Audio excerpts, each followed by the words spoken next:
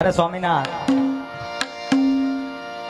તમે યુદ્ધમાં ના જાઓ મારા નાથ, કારણ કે છ જન્મ આપણા વિયોગે ગયા છે નાથ. પાછા વળી જાઓ, આપણો 7મો અવતાર છે. તમે વિચારી તો જુઓ, પાછા વળી જાઓ તો સારું કહેવાય નાથ. ઓતરા, હા સ્વામિનાથ. તું એક ક્ષત્રિયાની થઈ અને યુદ્ધે જતા રોકે.